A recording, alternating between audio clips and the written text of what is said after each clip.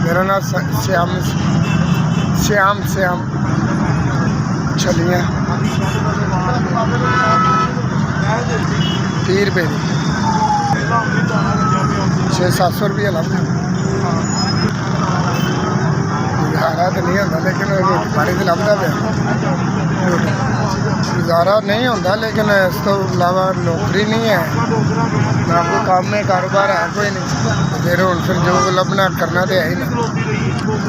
हाँ जी शादी हुई 3 बच्चे में। हाँ जी छलियाँ बेचने जनाब जो लभदा अल्लाह का शुक्र करके घर चली जाइए। जो गुजारे वाली गल है वो तो नहीं होता, लेकिन बेईमानी चोरी नालों तो बेहतर है।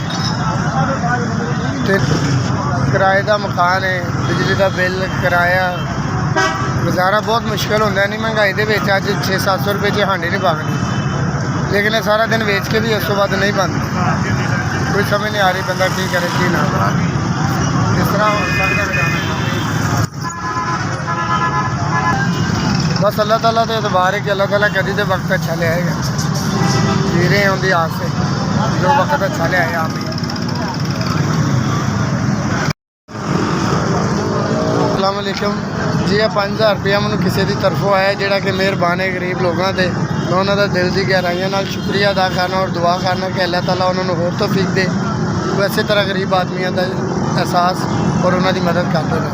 बहुत शुक्रिया जी। अल्लाह उन्होंने खुश रखे, तंदुरुस्ती देवे, जिंदगी देवे, हमेशा उन्होंने साथ हो। आमीन जी। बहुत शुक्रिया SVS का, उन्होंने मेरी मदद की थी 5000 रुपये की। उन्होंने बहुत बहुत शुक्रिया। अल्लाह उन्होंने खुश रखे। बहुत